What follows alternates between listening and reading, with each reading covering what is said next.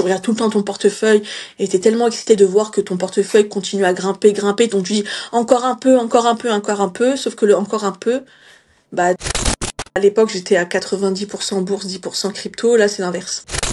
Je n'ai pas d'attache sur des cryptos. Faut arrêter avec ce genre de rêve comme tout ce qui est shitcoin, memecoin. Faut trouver le memecoin qui va faire un fois je ne sais combien. Ça arrive. Il y en a qui arrivent, mais c'est très très rare encore une fois.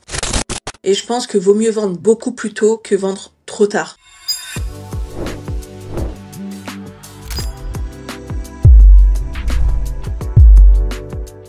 Salut l'équipe et bienvenue dans ce deuxième épisode de Parcours d'investisseur. Et pour ce deuxième épisode, ce sera un parcours d'investisseuse puisque j'ai le plaisir de recevoir Sana.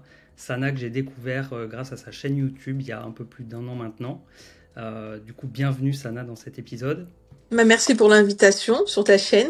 Avec plaisir. Donc l'idée dans ce format de vidéo de partage parcours d'investisseur, c'est de partager les expériences. On sait que c'est un marché qui nécessite pas mal d'apprentissage. Il y a le chemin de l'investisseur, on va dire, est semé d'embûches. Et je trouve que c'est très intéressant de pouvoir tirer parti des expériences des uns et des autres. Et c'est dans ce cadre-là que j'ai souhaité t'inviter pour que tu nous partages ton parcours, les réussites que tu as pu vivre, mais aussi les difficultés que tu as pu rencontrer. Donc, pour commencer, pour te présenter, si ça ne te dérange pas, est-ce que tu peux nous dire un peu au niveau personnel déjà, un peu où tu en es parce que je trouve ça intéressant, parce que ça définit un peu le profil d'investisseur. On n'investit pas pareil souvent quand on est jeune ou quand on est plus âgé, quand on a des enfants ou pas d'enfants. Donc voilà, si on peut commencer par ce pan-là. Ok, très bien. Alors du coup, donc moi sur ma chaîne c'est Sana Invest. Mais sinon, on peut m'appeler directement Sana. Donc moi, j'ai directement débuté par la bourse, très jeune, dès l'âge de 18 ans. J'étais déjà beaucoup intéressée par ça parce que en fait, j'ai un père qui était beaucoup investisseur et qui tous les matins mettait les informations et je suivais souvent les actions, les cours des actions, etc. Donc j'ai commencé à ouvrir un PEA. Ensuite, parallèlement, je faisais des études. Donc après ma 3e année, j'ai décidé de faire un petit break et de partir en Australie. Donc ça, c'était en 2017, fin 2017, début 2018. Et quand je suis partie en Australie, j'étais fille au pair. À ce moment-là, je connaissais déjà les crypto-monnaies parce que j'en avais entendu parler pareil via mon père, mais j'étais pas forcément à fond dedans. C'était un sujet qui j'ai écouté ça, mais de loin. Et quand j'étais en Australie, je m'ennuyais beaucoup parce qu'en étant fille au pair, on s'occupe des enfants et quand ils font la sieste, voilà. Mon objectif principal, c'était d'apprendre l'anglais. Donc du coup, à part Netflix, parler avec des enfants, c'était un peu limité. J'ai commencé à regarder sur YouTube des vidéos crypto. Donc ça, on était en octobre-novembre 2017. Et là, c'était full English. C'est vraiment pour m'apprendre. Et en même temps, je me suis dit, ça me passionne. Je vois les cours qui s'envolent, etc. J'essayais d'approfondir un peu le sujet. À l'époque, il n'y avait pas énormément de vidéos éducatives, informatives, etc. C'était un peu des vidéos to the moon. Ça, je me rappellerai comme si c'était hier. Mais bon, c'était un autre aspect du marché. Et puis, du coup, à ce moment-là, j'ai demandé à mon père qu'il m'envoie des cryptos pour commencer à investir. Donc j'ai investi en décembre 2017 et comme un peu tout le monde, après on a la chute. Donc et pareil, j'étais aussi oui. Tu dis il t'a envoyé des cryptos ou t'as envoyé des fonds pour investir en crypto? Il m'a envoyé des cryptos, il m'avait envoyé à l'époque du Bitcoin et USDT. Après j'ai réussi à vendre et acheter d'autres cryptos. Ok.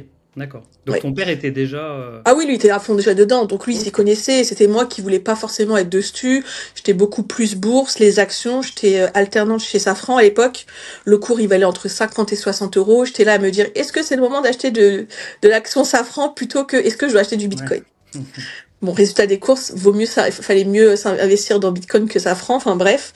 Et donc voilà, c'est comme ça que j'ai commencé à m'intéresser aux cryptos. J'étais toujours dessus et j'essayais d'apprendre par moi-même parce qu'encore une fois, il n'y avait pas trop d'informations sur le sujet. Ouais. Donc après, je reviens... Comment? Sur des chaînes anglaises? En fait, il y avait pas d'influenceurs français. Je sais qu'à l'époque, il y avait Asher, c'est ce qu'on m'avait dit, mais je retrouvais pas. C'était peut-être parce que j'étais en Australie. Pareil, quand j'ai commencé à créer un compte Binance ou Coinbase, moi j'étais localisée en Australie. Donc c'était totalement différent et peut-être le fait que je sois en Australie, ça m'a pas identifié les youtubeurs français de l'époque. Ok. Donc voilà, et ensuite je suis rentrée après cette année pour continuer mes études. J'ai fait un master en finance et contrôle de gestion. Pareil, j'ai toujours été apprentie, donc je faisais du contrôle de gestion. Les cryptos se sont cassés la gueule, j'étais beaucoup moins intéressée. C'est vrai Ouais. que quand on arrive à ce moment-là, on se dit bon bah finalement c'est un scam. En fait, j'ai eu un peu le même schéma que tout le monde parce que je connaissais pas vraiment c'était quoi des cycles. Je connaissais Mm. pas qu'il y avait bon cette régularité que tous les 4 ans on allait avoir un bull run, etc. Et c'était pas explicite pour tout le monde. Je repars à l'étranger, quoique l'étranger, je pense que ça me porte chance. Je pars en Suisse, pareil, pour travailler. Et à ce moment-là, je me remets dans les cryptos, et c'était en 2020, et puis après, je revis le bull run. Ouais. Donc Ok. voilà. Ouais. Jusqu'à maintenant, et puis j'ai ouvert ma chaîne parce que j'ai vu qu'il y avait beaucoup plus d'influenceurs français, et je me suis dit pourquoi pas moi. Il y avait pas beaucoup de nanas qui se lançaient, qui avaient une chaîne YouTube jusqu'à aujourd'hui. Il y en C'est a vrai peu, hein. que investir, en fait, même investir de l'argent, j'ai l'impression que on entend moins parler de femmes que d'hommes. Les hommes, ils sont bien présents, mais les femmes, j'ai l'impression qu'on les met un peu de côté. Mais Oui, pourtant, il y en a, quoi. globalement, c'est ce qu'on retrouve un peu sur toutes les classes d'actifs. Et Ouais. c'est vrai que peut-être particulièrement dans la crypto, il y en a très peu, effectivement. Il y en a très peu, et même les personnes qui regardent les vidéos, principalement, ce sont des hommes, hein. Quand tu regardes tes stats, je sais pas si tu les regardes, bah, Mm. dans ton YouTube Studio, tu vois à la limite 99% d'hommes, si ce Ouais. n'est pas 100. Je crois que je suis à 95-96 d'hommes. Bon, après, c'est peut-être un marché qui va être bouleversé.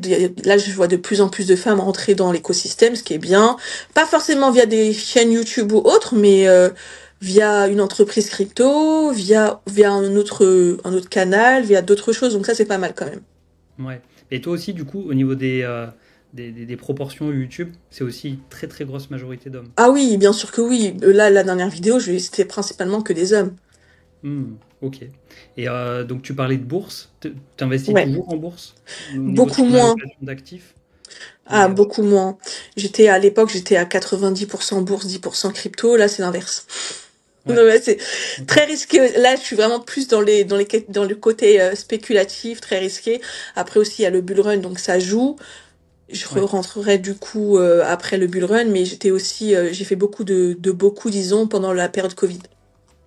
ouais. Un peu comme en crypto, hein. Il se veut qu'en crypto, bah, si on avait investi à ce moment-là, on aurait pu avoir de beaux profits. Bon, ça dépend des cryptos achetés, mais la bourse, c'était un peu la même chose, quoi. C'était très volatile, et c'était ça qui me plaisait particulièrement.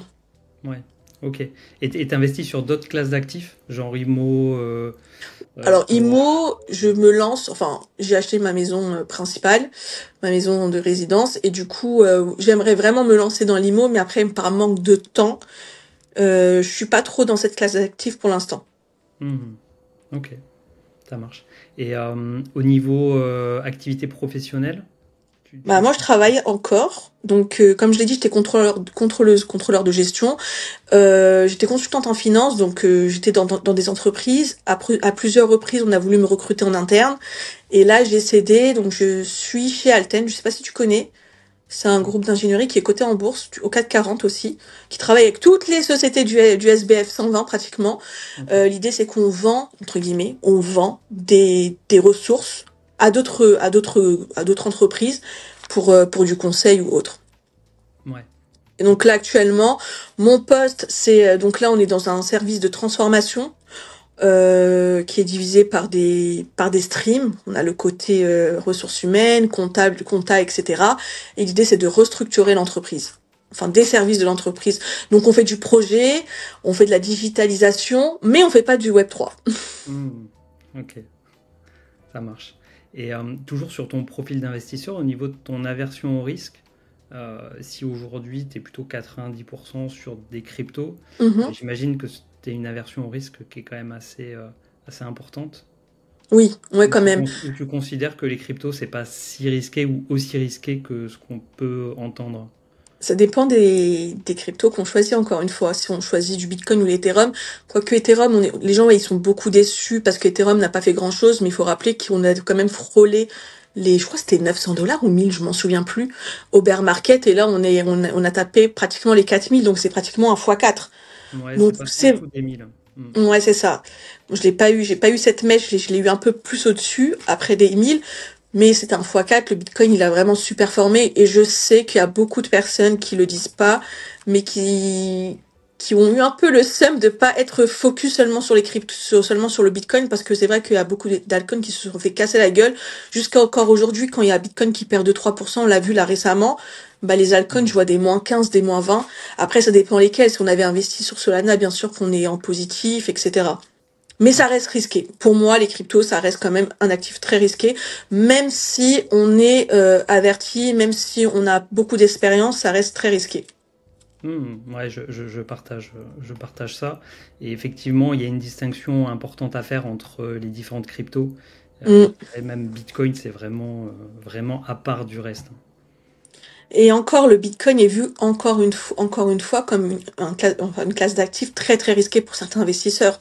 Donc ça dépend de quelle est la définition du risque selon les personnes en réalité.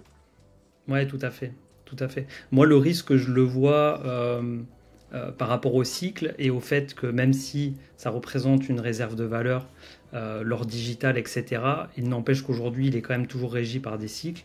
Et si tu as des liquidités qui sont investies dans Bitcoin et que tu en as besoin et qu'à un moment donné, tu veux les retirer, mais on est plutôt en marché baissier, Mm. bah là, voilà, c'est un peu embêtant, quoi. Donc il y a quand même un risque voilà, qui peut exister par rapport à ça, en tout cas par rapport à la vision que je peux en avoir. Et au niveau de tes investissements, donc tu dis que tu investis toujours dans les cryptos donc depuis 7 ans maintenant, un peu plus, puisque C'est c'était fin ça. 2017. Euh, c'est quoi tes thèses d'investissement aujourd'hui? Comment tu mets en place ta stratégie? Sur quelle base? L'ancien cycle, j'étais plus Bitcoin Ethereum. Celui-ci, j'étais plus plutôt des grosses capitalisations. Mhm. Donc ça a peut-être porté ses fruits pour certaines crypto-monnaies, pour d'autres non. Parce que par exemple, j'ai aussi investi sur Atom. Et encore aujourd'hui, bah, Atom ne fait pas grand-chose. Bah, donc ça veut dire que quand je vois qu'il y a une crypto qui fait pas grand-chose, j'essaye de faire une rotation, j'essaie de pas m'accrocher à ces cryptos-là, parce que c'est vrai qu'en tant qu'investisseur en crypto, on a tendance à s'attacher à la crypto-monnaie. Mhm. Mhm. Je prends un exemple, par exemple, sur Ripple. Moi, Ripple, Stellar, Litecoin, Bitcoin Cash, c'est vraiment des classes d'actifs de crypto que j'achète tout le temps en bear market et je les revends en bull run. Ouais. C'est pas des cryptos que je crie sur les toits que j'en ai, parce que elles sont détestées par toute la communauté. Cardano est détesté, Ripple est détesté, Litecoin pour certaines personnes c'est une crypto qui est ancienne et qui ne sert à rien.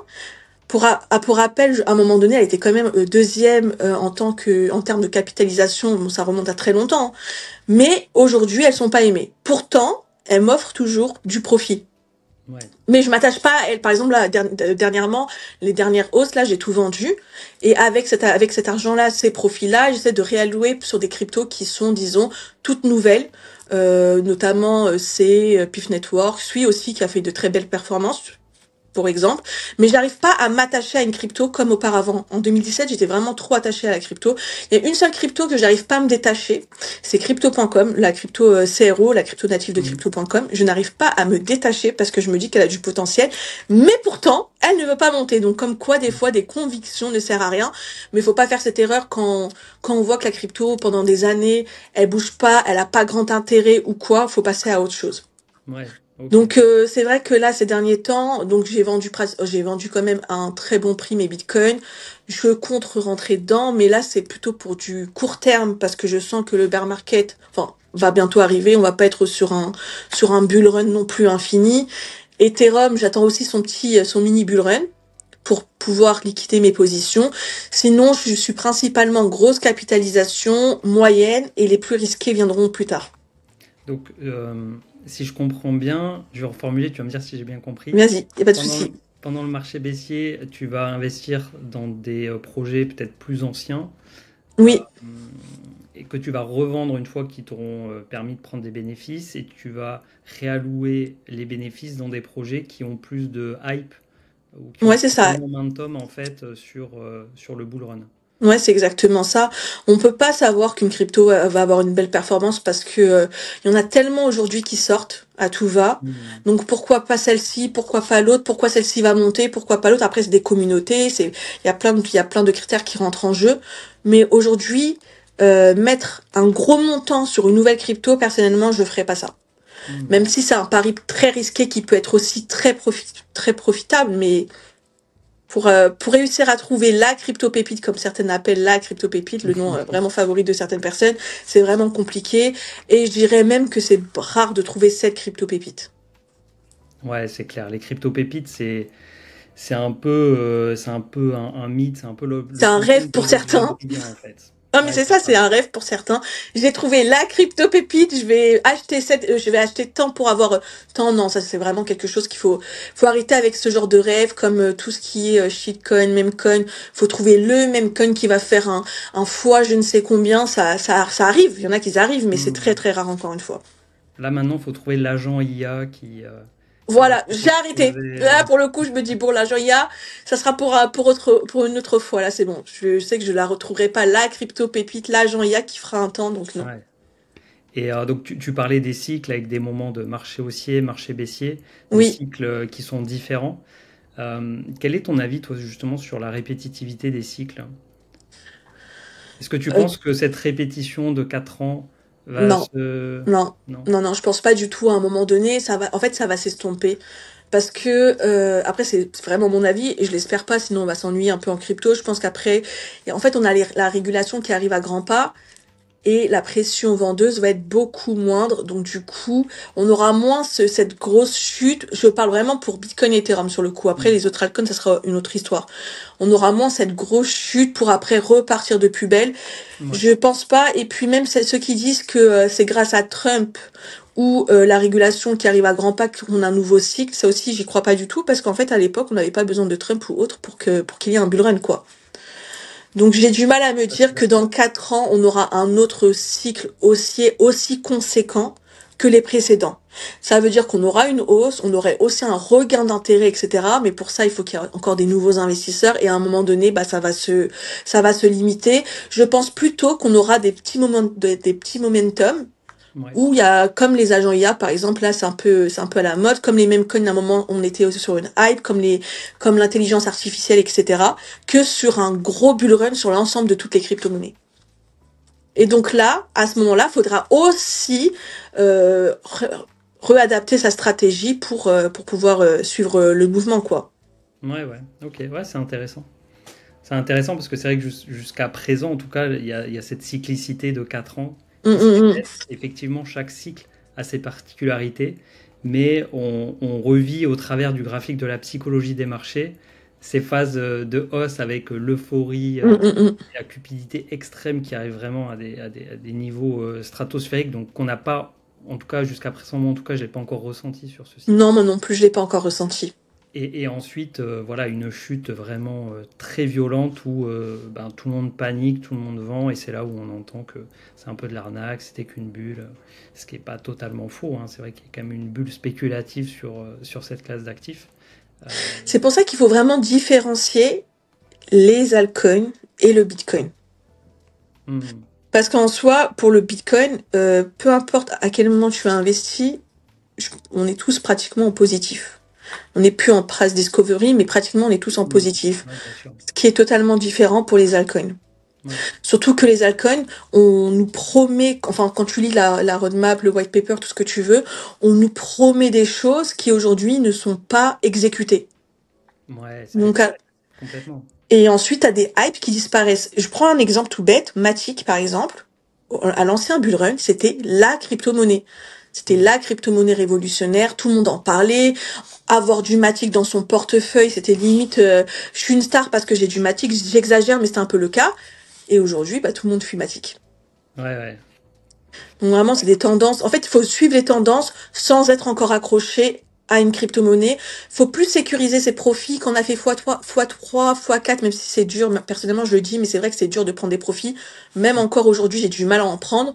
Quand tu fais du ouais. x3, x4, faut aussi se dire, je me sépare de ce bag, ou au moins je prends une bonne partie parce que si la crypto elle disparaît ou elle chute ou autre, peu importe ce qui va arriver, on récupère la mise de départ. Ouais. Je sais pas ce que tu penses sur ce point-là, si t'es du même avis ou... Moi, je pense qu'il faut sécuriser son capital. Moi, j'ai plutôt le profil de bon père de famille. Donc, Ah oui, donc c'est vrai que je vais plutôt avoir du Bitcoin. Moi, aujourd'hui, dans mon portefeuille, je dois être à 70% Bitcoin, 10% Ether. Et après, je suis sur des alts, mais tu vois, 80%, c'est Bitcoin Ether, dont 70% de Bitcoin. Ah oui, Donc, un bon portefeuille de, de sécurité ou autre, quoi. Parce que c'est vrai que moi, c'est plus du tout le cas. c'est ça. Un bon portefeuille de bon père de famille, ça c'est vrai. J'ai pas mal Ouais. d'alt, mais c'est des tout petits pourcentages. Bah moi, je suis comme ça plutôt, mais pour les actions. Ok. Parce que les actions, c'est beaucoup moins volatile. Il y a aussi un aspect économique derrière, donc c'est totalement Mm. différent. Contrairement à une crypto-monnaie où on n'a pas besoin que la crypto a généré du chiffre ou du revenu ou autre pour qu'elle puisse envoler, quoi. Mm. Et au niveau de ta stratégie de revente, tu parlais par exemple de vendre 25% à x4. Enfin, t'as pas dit exactement ces termes, mais tu as dit de Non, je non récupérer pas. son capital En à... fait, l'idée c'est de récupérer au moins. Parce que là, on n'est pas en fait. En fait aussi, ça dépend du sentiment du marché. Il y a plein de facteurs qui rentrent en jeu. Là, Ouais, par exemple, on n'est pas encore en bulle. Enfin, on n'est pas encore dans cette euphorie de marché. ouais. Je vendrai pas à 100% parce que je pense que ça serait une grosse erreur de ma part et je vais le regretter dans les mois qui vont suivre. C'est plutôt du 50-60% histoire de sécuriser ma mise et laisser le reste pour cette partie d'euphorie si on arrive à l'avoir, quoi. Ok. Donc si je comprends bien, tu te fies beaucoup au sentiment de marché. Et quand tu investis dans une crypto, est-ce que tu te fixes des niveaux de prise de profit? Oui, tout le temps. Ok. Tout le temps. Ok, quand même. Et Mais tu croises avec le sentiment de marché. oui, aussi je réajuste. Ouais. Parce Ok. qu'il y a des montants où c'est pas par exemple, je vais te donner un exemple tout concret, Ripple, j'ai réussi à l'avoir entre 0,30 0,33 centimes, d'accord? Mhm. Mon objectif était à 80 centimes. Ok. Parce que je me suis fiée à l'ancien cycle de 2021, que quand on est arrivé pratiquement au 1 dollar, on a eu une chute violente, on a eu vraiment une vraie pression vendeuse. Mhm. Ce que je Ok. pensais avoir pendant ce cycle. Ce Ouais. qui n'a pas été le cas. On a vraiment dépassé, je crois, on a dépassé les 2 dollars et quelques, je crois, On a fait il me deux semble. dollars cinquante. Ouais, voilà. Donc là, à ce moment-là, j'ai vu que le sentiment du marché était vraiment bullish sur Ripple. J'ai pas vendu à 80, j'ai vendu par palier jusqu'à un certain montant. Mais j'ai Mhm. réajusté ma stratégie à la hausse. Et si ça avait été le contraire, j'aurais réajusté ma stratégie à la baisse. Ok. Et donc au niveau de ton portefeuille, j'ai vu ta vidéo là où tu disais que tu vendais tes bitcoins. Oui, Du coup, tu as réalloué du coup Bitcoin sur d'autres alts en oui, gardant une partie mais peut-être pas, en stable pour sécuriser les gains. il me reste encore beaucoup de liquidités parce que j'ai accumulé du Bitcoin à 23 000 dollars, entre 23 000 et quelques, bon, on va dire 23 000 pour que ça soit beaucoup plus simple. Et c'est pareil, je voulais vendre avant les 100 000 par exemple. Ouais. Et je m'en souviens, j'étais en vacances, j'étais à Dubaï, j'étais avec des copains, copines, et on en parlait. Et tout le monde disait, on va vendre notre Bitcoin, du coup, à partir des 79 000, parce qu'après, on aura une grosse pression vendeuse, arrivée aux 100 000. Ok. Et j'ai l'impression que maintenant, plus personne vend ses bitcoins parce qu'ils vont se dire, bah, ça va monter à 200, 300 000 dollars sur ce cycle-là. Et Mhm. pareil, c'est parce que le sentiment du marché est bien bullish. Et je pense aussi, c'est parce que les altcoins n'ont pas fait grand chose comparé à Bitcoin. Ouais, clairement. Clairement. Après, on le voit pendant la alt season, on voit la dominance du Bitcoin qui baisse. Bah, je Et l'attends là. généralement, c'est pas là que Bitcoin va faire non plus des très grosses performances. Je pense que le gros de la perf de Bitcoin, elle est déjà faite. Et Oui. moi, je fais partie, alors même si j'en ai encore pas mal en portefeuille, j'ai commencé à alléger mon bag Bitcoin à partir des 90 000. Ah, c'est bien quand même. T'as pu sécuriser tes profits quand même. Une partie, ouais. Ouais, ouais. Après, ça n'a pas un gros pourcentage, mais voilà, c'était mon premier niveau de prise de profit. Ça n'a pas été simple de vendre. Comme tu disais tout à l'heure, c'est Mm, vrai que mm. prendre ses profits, c'est pas évident parce qu'on est toujours dans l'espoir d'aller en chercher Ouais, c'est plus. dur. Mais aussi l'expérience nous a montré que c'était à faire. Et je pense que c'est ton expérience qui t'a permis aussi d'appuyer sur le bouton pour prendre les profits. Après, j'ai eu pas mal de commentaires. Tu vas le regretter. Tu fais n'importe quoi. Je me suis dit, bah après chacun sa stratégie. Ça, si ma stratégie était de vendre à ce moment-là, c'est que j'ai mes propres raisons. Et je pense que vaut mieux vendre beaucoup plus tôt que vendre trop tard. Parce que quand en général on vend trop tard, on ne vend pas ou on vend limite à perte. Ouais, Par ouais. expérience, je le dis. Non, mais Donc voilà. je partage à 100% et également, pour moi, on ne regrette jamais de prendre ses profits. Quand on a Non. connu au moins un marché baissier et que les cryptos elles perdent, même Bitcoin, hein, il a perdu 70% sur le dernier marché baissier, et les alts, ou même il y a beaucoup de gens qui sont très chauds sur Solana. Solana, voilà, il a fait moins 90%, peut-être même un petit peu plus. Donc il faut rester quand même vigilant au potentiel baisse qu'il peut y avoir. Donc il n'y a jamais de mal à prendre ses profits, surtout quand on est en bénéfice et qu'on engendre des plus-values, quoi. C'est Ah, je toujours suis bien. totalement en phase avec toi, mais bien sûr que oui, Et, surtout. et justement, tu vois, cette peur de plus être Mm. dans le train, sans forcément en plus sortir à 100%, c'est ça qui nous fait perdre de l'argent. Enfin, ce qui fait C'est perdre de vrai. l'argent à la Mm. majorité des investisseurs. C'est pas ce qu'ils veulent plus, et voilà. Et derrière, tu te fais piéger.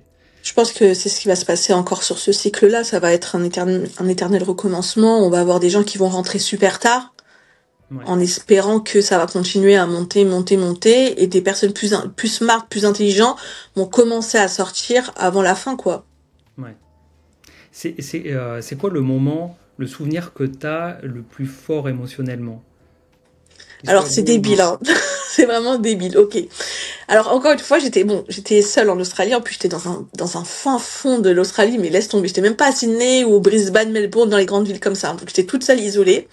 Et je sais plus. Donc nous, c'était la nuit, donc on devait être ici en journée. Et j'achète du Tron TRX. Donc moi, je me suis dit, tu sais, c'est une crypto comme comme Ripple, comme Stellar à l'époque. Et je l'achète à 3 centimes. Ouais. Je mets 500 dollars dessus. J'avais pas beaucoup, comme je t'avais dit que c'était mon père qui m'avait envoyé. Pour être transparent, je crois qu'il m'avait envoyé 3 4 000. Même pas 4 000, 3 4 000. Donc j'essaye de répartir, tu sais, un peu cet argent-là. Bien sûr, je les ai rendus, hein, il me les a pas donnés. Donc du coup, j'ai investi 500 dollars sur Tron. Quelques jours plus tard, Tron va jusqu'à 30 centimes. 33 il me semble. Ah ouais. 30 centimes ou 33. Donc je fais un x10. Mais en l'espace de quelques jours, je me voyais déjà la plus riche du monde, faire le tour de l'Australie. Bien évidemment, je n'ai pas vendu. Et voilà.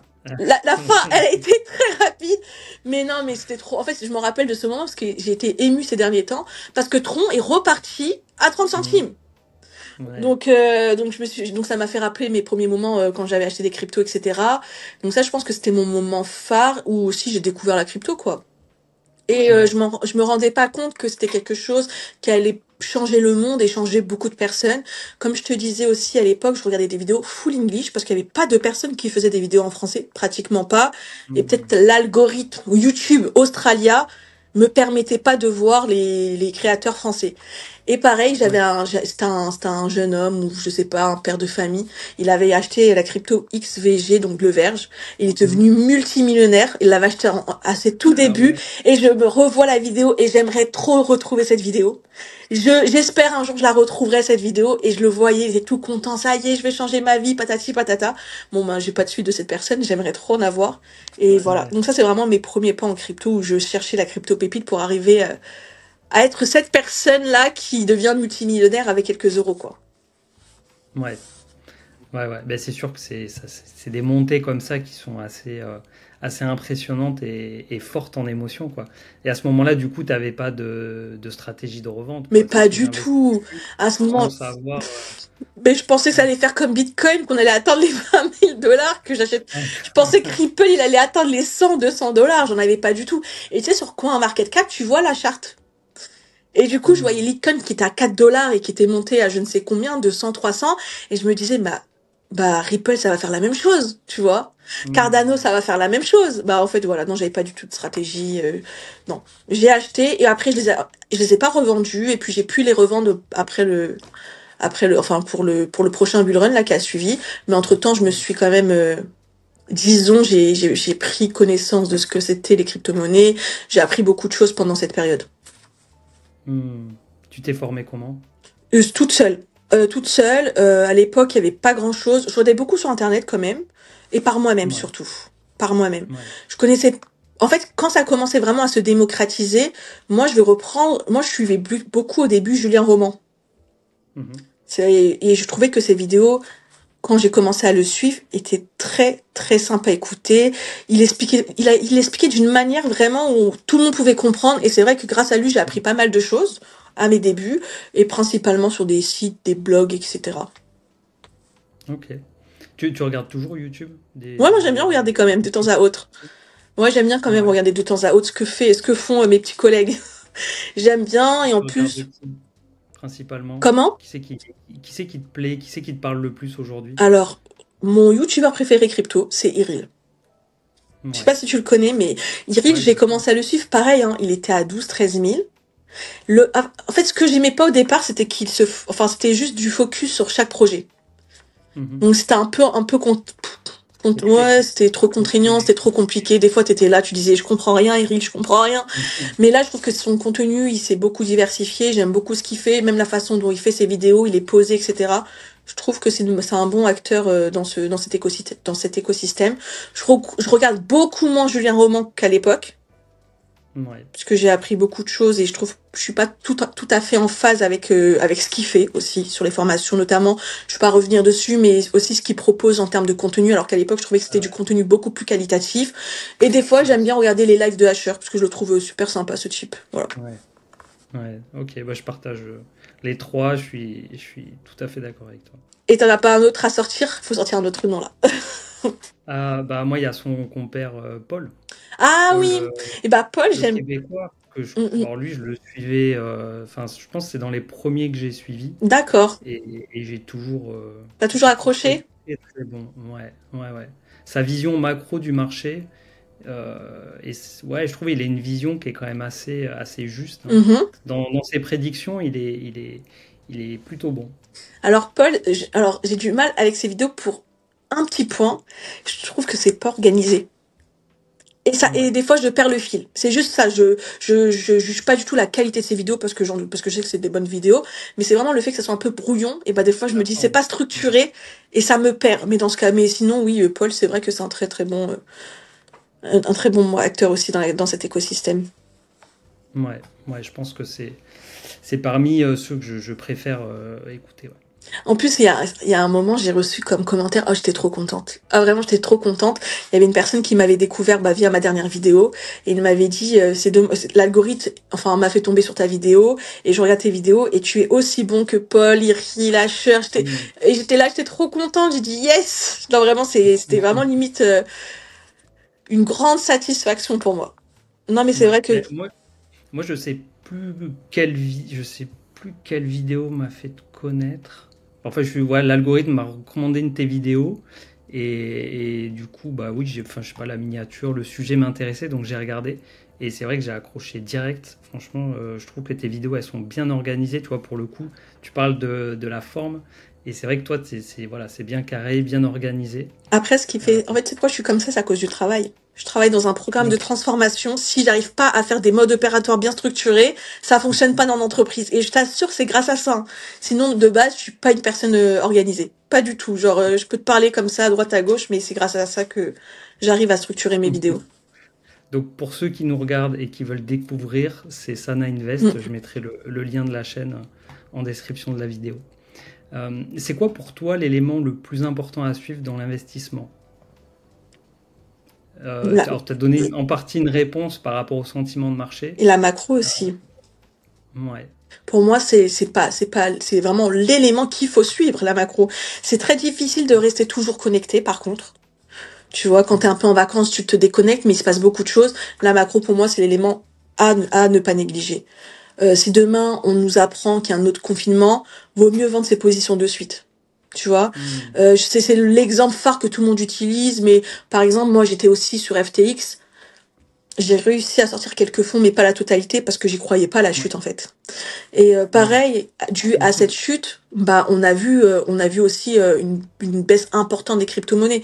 Donc voilà, la macro, si on a une guerre, si on a ci, si on a ça, je pense que c'est vraiment quelque chose. Et pas qu'en crypto, hein. En IMO, dans toutes les classes d'actifs, la macro pour moi c'est l'élément à ne pas négliger. Hmm. Là tu évoques pas mal de catastrophes possibles, de signes noirs ou d'éléments qui Ouais, pourraient faire chuter. Mais est-ce qu'il y a des éléments peut-être plus dans le fil rouge? On parle par exemple de l'inflation. Moi, je sais que je suis tous les mois les taux d'intérêt. ouais, Tu vois, je la fais fête et gaffe tout à le ça. tralala. C'est des choses qui Hmm. pour toi sont importantes ou Pas pas? en bull run. C'est marrant, hein. Ouais. Alors, il y a des choses, on va dire, alors quand on est en bear market, on va tout trouver pour justifier une chute. Une petite baisse, tu vois. Mais quand on est en Mm. bull run, tous ces éléments qu'on aurait pu trouver à l'époque du bear market, eh ben, on les ressort pas du tout. Quand on a des hausses, j'entends beaucoup moins de personnes parler des taux d'intérêt, par exemple, ou du taux de chômage aux US ou autres. Donc ça dépend, je pense. Ça dépend. Ok. Quelqu'un qui voudrait se lancer aujourd'hui, Mhm. quel conseil tu lui donnerais si tu devais lui donner un conseil? Achète du Bitcoin. Ok. Ouais, non, Même vraiment, maintenant. achète du Bitcoin en premier lieu. Ne cherche pas la crypto-pépite parce que tu ne la trouveras pas. Et si tu la trouves, Ouais. c'est un coup de chance comme au casino. C'est tout. Ouais. Et puis Ok. Et beaucoup. même maintenant, à 100 000, tu lui dirais oui, c'est bon, tu peux. Après, ça 100 000, c'est un dépend. bon. Moi, j'en ai vendu, donc ça serait un mauvais conseil. Je vais essayer de re-rentrer un peu plus tard. Mais ça dépend sur quelle périodicité Horizon voilà, d'investissement. c'est ça. Sur quelle vision tu souhaites investir. Si tu souhaites investir sur du 3 4 mois, sur un an, sur 5 ans, 10 ans, c'est pas la même chose. Hmm. C'est quoi le secteur qui a le plus d'avenir pour toi dans la crypto? Mais c'est une bonne question, ça. Je dirais l'intelligence artificielle. J'aime beaucoup ce secteur. Au début, j'étais beaucoup gaming, pour être honnête avec toi. Je me détache beaucoup parce qu'on n'a pas forcément Ouais. besoin de crypto pour... alors, en termes de technologie, la blockchain, etc., oui, pourquoi pas, mais de crypto, non, je ne pense pas. Mhm. Sinon, intelligence artificielle, pourquoi pas. Moi, Et sur le gaming, je voyais beaucoup l'intérêt des NFT pour les joueurs, de ouais. pouvoir être propriétaires de leurs capacités, je sais pas, de leurs armes. Je suis pas trop gamer, mais j'imagine Mm, mm. tu acquiers dans ton parcours de joueur, tu acquiers des choses, des objets ou des pouvoirs. Et voilà, de pouvoir peut-être les échanger ou les monétiser, ça pourrait être intéressant. Mais c'est vrai que je vois pas de cas d'usage aujourd'hui ou de projet qui se démarquent dans la crypto sur le gaming. Après, moi, les NFT, je suis pas du tout dedans, j'aime pas ça, en fait. C'est vraiment le Ouais. sujet NFT, j'y crois pas du tout. Après, je sais qu'il y a peut-être un jour où ça pourrait sortir du lot, mais aujourd'hui même, là, les NFT, c'est vrai que je m'en éloigne parce que c'est pas du tout, ça me plaît pas, donc comme ça me plaît pas, j'investis pas dedans. Même au-delà des JPEG ou des collections artistiques, hein. Pour Ouais. l'instant, non plus. Je suis honnête, pour l'instant non plus, après à voir dans les années à venir, mais pour l'instant non plus. Mais sinon, le secteur qui pourrait révolutionner, c'est compliqué à dire aussi. Je suis en train de réfléchir, mais à un moment donné aussi, il y avait la logistique. Ouais. Parce qu'on oublie, j'ai pas envie de dire que des, Moi, j'y croyais beaucoup à voilà, la c'est supply ça. chain, hein. J'ai pas forcément envie de dire que l'intelligence artificielle, parce que c'est un peu la tendance hype, mais la logistique, moi j'y croyais aussi. Quoi d'autre? Et Après, sous-côté pour toi, du coup, la supply chain, parce qu'aujourd'hui, c'est vrai que plus personne n'en parle. VeChain, hum, hum. Bitfury Network, et il n'y a pas non plus beaucoup de projets finalement qui se sont lancés dans ce secteur-là. Bah, c'était aussi une hype en 2020, 2021. Hein. À un moment donné, tout le monde en parlait, mais pour l'instant, personne n'en parle. Donc, est-ce que on en a vraiment besoin de ces cryptos-là dans ce genre de secteur? J'ai un doute. Par contre, de la technologie blockchain, oui, je suis certain Ouais. qu'un jour on utilisera. Ouais, c'est ça. C'est que la Oui, techno blockchain, oui, très très utile et voire indispensable dans quelques bien années. Par sûr. contre, la crypto associée, Je le pense besoin pas. associé, C'est juste de la c'est spéculation, encore une fois. Hmm. Tu regardes souvent, toi, le cours des cryptos ou la valorisation de ton portefeuille? Alors, si je regarde pas au moins 100 fois par jour, c'est que je suis malade. Et encore, je pense que je trouve le moyen de regarder. C'est un problème, il faut que j'arrive à me déconnecter. Et surtout Ouais. en période de hausse, mais là, c'est plus 100 fois, là, c'est toutes les minutes. Limite, limite chez moi, donc chez mon père, il a l'écran allumé et tu as le cours de Bitcoin qui est, qui est affiché. Je suis pas encore arrivée à ce stade-là. Mais non, mais sinon, tout le temps, je regarde. Ouais. J'arrive pas à me Ouais. détacher. En fait, c'est vraiment, je pense que les cryptos aussi, on peut aussi lier les cryptos un peu à une addiction à un moment donné, tu vois. Si tu regardes trop, je Hmm. pense que t'es vraiment accro, je sais pas. Mais c'est vrai que je regarde tout le temps. Hmm. Et toi? T'arrives à te Moi, détacher? ça va dépendre des périodes. Généralement, quand ça baisse, Mhm. je suis plutôt détaché. Je Oui. peux passer une journée sans regarder. Par contre, c'est vrai que quand ça monte, je vais avoir tendance à être beaucoup plus à regarder. Je regarde pas forcément la valorisation de mon portefeuille. Oui, moi non Ça, plus. je le regarde. Je pourrais pas dire quelle fréquence, mais c'est sûr, c'est pas tous les jours, c'est pas tous les 2 jours. C'est un peu plus espacé que ça. Par contre, le cours des cryptos, ça, ouais, tous les jours. Oui, c'est ça. C'est pas forcément la valo de mon portefeuille. Je te rejoins sur ce point-là. C'est plutôt le prix, la capitalisation des cryptos en soi, quoi. Quel crypto a Ouais, fait tant aujourd'hui? Quel a été le top performance? Et inversement. ouais, c'est ça. Est-ce qu'il y a une crypto que tu n'aimes pas du tout? Une crypto que tu déconseillerais d'avoir en portefeuille, dont peut-être pas mal de gens parlent, et pourquoi pour toi tu dis non, ça c'est... Bah, en fait, je vais revenir à ce que j'ai dit tout à l'heure. Je n'ai pas d'attache sur des cryptos comme je n'ai pas de haine contre aucune crypto. C'est vraiment vrai, hein. Là, je suis en train de réfléchir, non. Non, j'en ai aucune. Hmm. Bah non, parce que moi, les cryptos que j'ai en portefeuille, c'est les cryptos que les gens n'aiment pas. Donc, je te disais, j'achète toujours à chaque bull run, en bear market, pardon, les Litecoin, Bitcoin Cash et tout le tralala, les forks ratés, là. On appelle ça les forks ratés, Ouais. mais qui me permet de générer du revenu, hein. Donc, Cardano, j'en ai dans mon portefeuille, on n'aime pas. Ripple, on n'aime pas. Donc, non, j'ai pas cette crypto que je déteste. Après, la crypto à ne pas acheter, je me focus vraiment sur le top 20, hein. Sinon, si on va très très loin, ça va être compliqué. Ouais. Avec le nouveau top 10, là, non, je vois pas. Vraiment, je vois pas. Là, non, j'en ai aucune. Je vais pas dire comme tout le monde EGLD, hein. J'en ai jamais acheté, donc ça m'intéresse pas forcément. Donc, non, non, j'en ai pas. Bah, je suis un peu Ouais. déçue d'Atom, par contre, parce que c'est vrai que Atom, en termes de tech, bah, c'était quelque chose de vraiment performant. Tu vois, Atom, j'aurais pensé qu'il aurait eu le même chemin, le même scénario que Solana, parce qu'il aurait pu, Ouais. parce que c'était un très très bon projet. Et pour l'instant, pas du tout. Après, il peut nous faire une surprise, mais j'ai l'impression qu'il y a de moins en moins de personnes qui y croient. Solana, par exemple, quand tout le monde a commencé à le détester, moi j'en ai un peu acheté aux alentours de 19 $. Donc c'était un beau coup, j'aurais dû en acheter plus, mais tu vois, c'est toujours le coup, faut pas acheter, donc tout le monde a peur. Et à la fin, quand la crypto elle monte, bah tout le monde en veut. Donc non, j'ai pas deux cryptos que je déteste. Je sais pas si t'en as toi, C'est mais moi non. c'est souvent plus facile qu'en regardant le rétroviseur. Exactement. Ouais, mais c'est Mm. clair. Ah ça, je connaissais pas cette, on va dire cette citation, mais je vais la réutiliser parce que c'est vraiment ça. Ouais. Alors moi je suis pas trop même, donc Ok. tout ce qui est Shiba, PP, tout ça, je suis pas trop fan. Les cryptos issus de fork que tu as cités, Bitcoin Cash, Ethereum classique, je suis pas trop fan non plus. Mhm. Euh, Ah, je ne suis pas fan, hein. Vraiment, je suis oui, pas fan, mais je les achète oui, parce non, que elles montrent. Enfin, je oui, sais à peu près comme je te dis, je fais du profit, mais en soi, là, cette crypto-là, je suis pas du tout fan. Mm. oui, pardon, c'est pas le bon mot. Non, mais y a pas de Euh, souci. c'est des cryptos dans lesquels j'investirais pas. Ok, très bien. Même s'il y a un potentiel de gain à faire, euh, Mais pourquoi du coup? je, comme je comprends pas l'utilité du projet, je vois pas ce qu'il apporte en fait. Je, je m'en voudrais si le jeton performe pas, quoi. Je me dirais, mais moi, dans ma compréhension du projet, il apporte rien. Et Après, bah, si pas on suit investir ta dessus. logique, je dirais que 99% des cryptos n'ont pas d'utilité réelle aujourd'hui.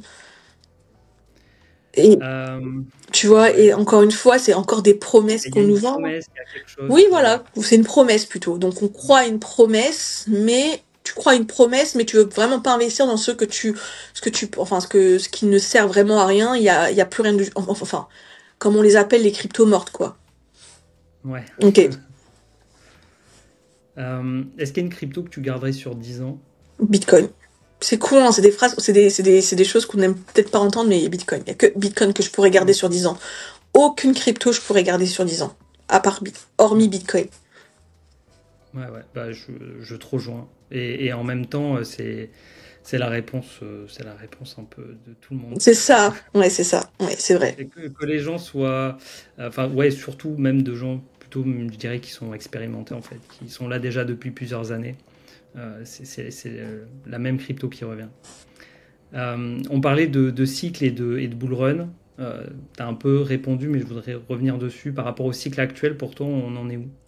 60% pour moi, 60-65% du cycle. Ok. Sachant qu'on quand on arrivera aux 80-90%, ça va être très très intense et c'est à ce moment-là où les gens vont pas voir la fin. Ouais. Hmm. Bah oui, c'est ça souvent le piège, hein. Mm, mm. On était là hein, quand tout le monde disait fin 2021, Bitcoin il va aller aux 100 000 et Et et oui, il y a pas été. c'est vrai, c'est clairement ça, ouais. Toi sur ce cycle, tu le vois à combien Bitcoin? Moi, vraiment, je pourrais pas te dire 200 000 parce que pour moi c'est trop élevé, mais si on arrive entre 130 et 160 000, ça serait génial. Mais pas Ok. plus, les 200, 300 000 peut-être pour un autre cycle, mais pas pour ce cycle-là. Tu vois, c'est la même chose pour la question d'Ethereum. Il y en a beaucoup qui voient Ethereum à 20 000 Personnellement, si Ethereum arrive entre 6 et 8, je pense qu'on a fait quand même un très bon chemin pour Ethereum pour ce cycle-là, quoi. Ouais, ok. Et Bitcoin à long terme, tu le vois 500 000, 1 million, Mais tu vois, c'est... alors, je vais revenir dessus. En 2017, avec mon père, on se disait qu'un jour Bitcoin allait atteindre les 100 000. J'y croyais, je crois, à moitié. Et vraiment, c'était un rêve lointain. Mais quand je dis lointain, c'est dans le sens où, bah, tant que ça n'arrive pas, bah, on n'y croit pas. Mm. Donc, les 1 million, si on arrive à 100 000, bah, je pense que les 1 million aussi sont atteignables. Donc, Ouais. quand je n'ai pas de Mm. boule de cristal, je pourrais pas dire. Mais oui, je pense qu'un jour, Bitcoin pourrait atteindre les 1 million. Ouais. Du coup, tu as 7 ans d'expérience dans l'investissement crypto. C'est quoi la principale erreur ou le principal échec que tu as rencontré? Chose où tu dis, bah là, il faut vraiment que je change, maintenant je vais faire comme ça, ou quelque chose que tu as changé dans ta stratégie ou dans tes choix? Vraiment, je pense que c'est de croire aux promesses que les projets nous font croire, quoi. Vraiment, c'est et de chercher aussi la crypto pépite, c'est à force de chercher la crypto qui va révolutionner son portefeuille, qui va changer notre vie. Ouais. Ça, c'est quelque chose que j'ai absolument mis de côté. Ouais. Donc, du coup, tu recommanderais d'arrêter de chercher les Hum, crypto-pépites hum, hum. et d'arrêter de croire les promesses? Ouais, je sais pas si tu suis un peu TikTok, c'est un truc qui m'énerve. Enfin, c'est vraiment ça m'énerve Ouais. parce qu'en fait, je suis passée par cette case-là et même moi en 2017, j'y croyais encore 2017-2018. Tu vois si t'achètes cette crypto, tu feras fois 1 million, Mm. tu vas devenir riche.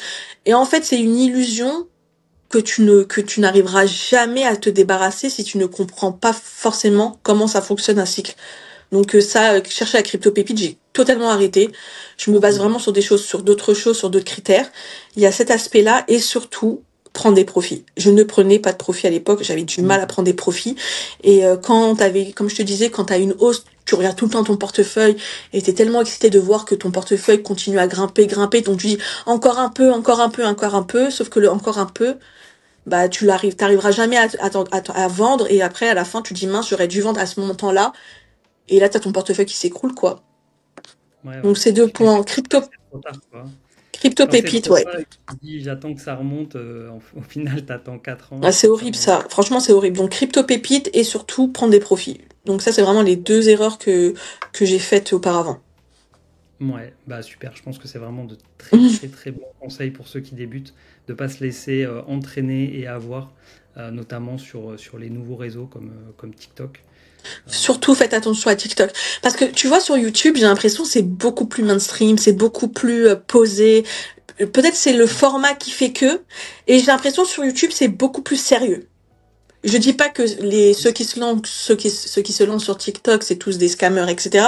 Mais pour le peu que j'ai vu, c'est compromettant. En plus, j'en suis sûre que ces gens-là, ils connaissent rien du tout au Bitcoin et ils ont vu Bitcoin à 100 000, ils se sont dit, je vais poster une vidéo juste comme ça, quoi. Donc non, non, TikTok, je déconseille de regarder des vidéos crypto sur TikTok. Dac. Bah, écoute, merci beaucoup. Merci beaucoup pour ce partage. Merci beaucoup d'avoir accepté cette Mais je invitation. t'en C'est prie, avec vraiment un plaisir. plaisir pour moi de te recevoir. Merci beaucoup d'avoir regardé cette vidéo jusqu'au bout. Je vous invite donc à aller découvrir la chaîne de Sana Invest qui est disponible dans la description. J'espère que son parcours vous aura inspiré et vous aidera dans vos investissements crypto. Je vous donne rendez-vous rapidement dans une nouvelle vidéo et d'ici là, portez-vous bien. Ciao.